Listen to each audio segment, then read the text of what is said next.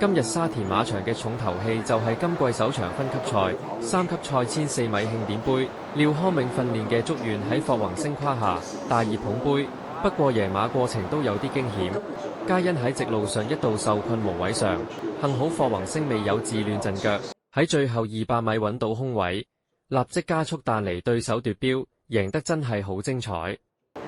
睇返馬會嘅分段時間，祝願最後200米勁爆11.22全場最快，盡顯強勁嘅爆發力。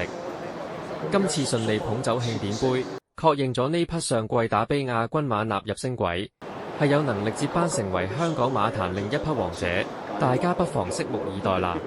廖康銘賽後提到，祝願接住將會跑10月19號嘅沙田錦標，同埋11月23號嘅馬會一哩錦標。跟住就會劍指終極目標12月14號嘅香港一哩錦標。而家我哋就重溫祝願點贏慶典盃同埋頒獎儀式，當然仲有廖康銘嘅賽後訪問。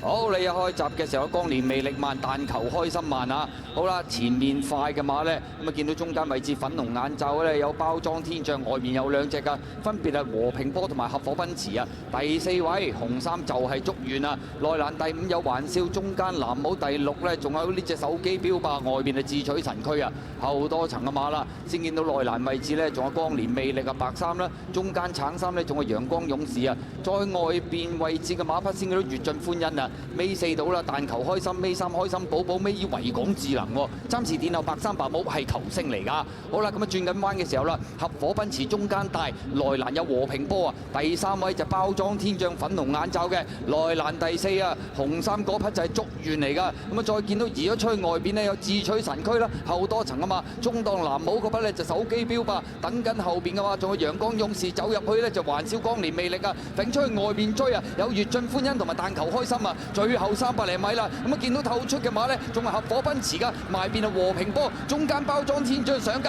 外邊悅盡歡欣追緊啊，再攝入邊追，仲有祝願啊，內欄光年魅力冇位啊，中間仲係智取神驅，最後100零米埋邊祝願喘咗上嚟，贏出呢場慶典盃啊！跑第2名嘅馬呢，合夥奔馳埋邊，出邊悅盡歡欣第4名，中間包裝天象啊！結果今場賽事祝願都流放尺寸做得好好啊！最後300都不慌不忙啊！咁啊結果攝入去揾到個位，掟甩捧走慶典盃啊！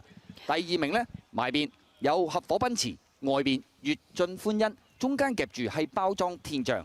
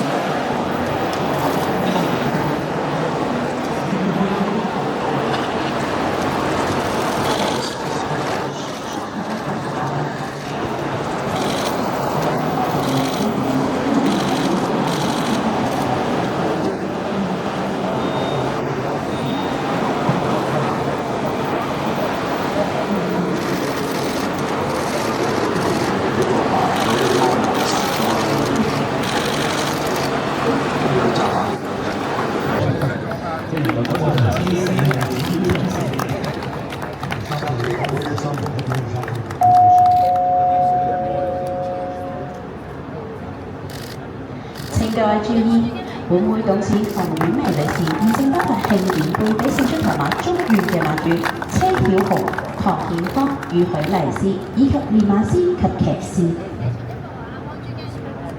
Ladies and gentlemen, Miss Anita Palmino, a steward of the club, has just presented the Celebration Cup to Ada Chi Xiaohong, Suki Tang Xingfan, and Ruby Hui Legacy, owners of the winning horse, My Wish. The winning trainer and jockey will also receive a silver dish.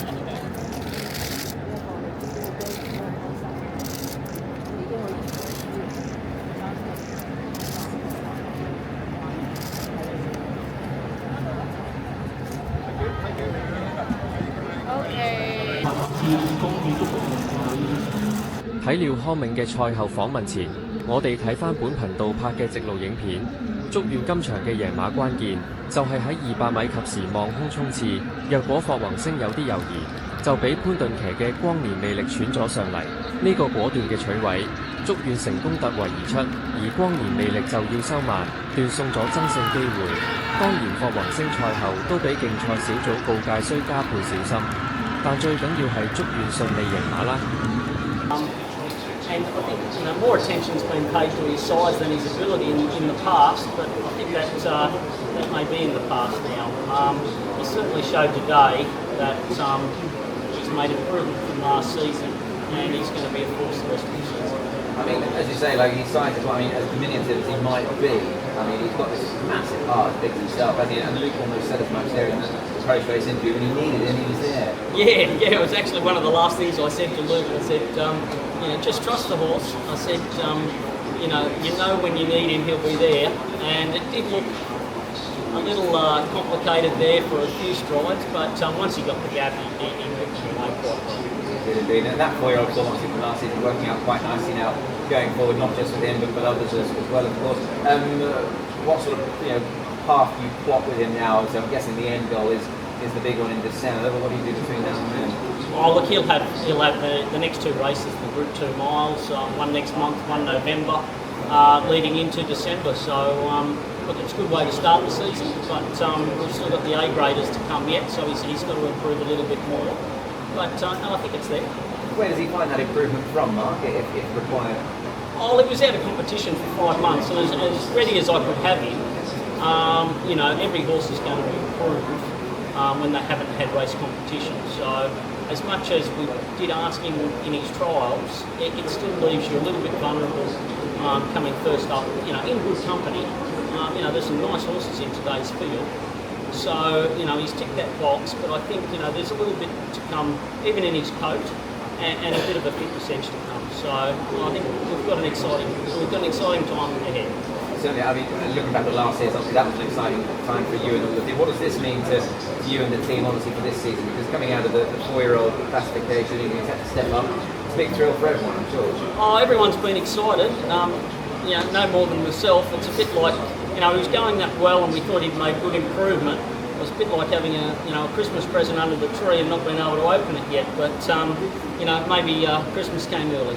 Maybe. And just finally, just a word for your rider, of course. It was a lovely piece we had on Racing to Win this week, obviously with Luke and you discussing Luke. And the partnership has been a good one since the outset, hasn't it? Yeah, absolutely. And, it's just one of those things we've clicked well.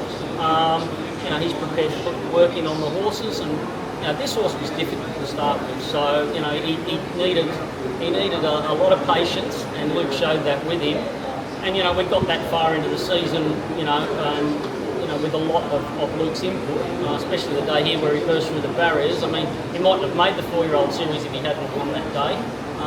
His rating wouldn't have been high enough, so he wouldn't have won the Classic Mile. So Luke's input has been terrific for the stable, and we've been able to reward him with horses. It's been a great journey for everyone involved. Mark, many congratulations and enjoy this, and look forward to seeing him again next time. Great, thank you.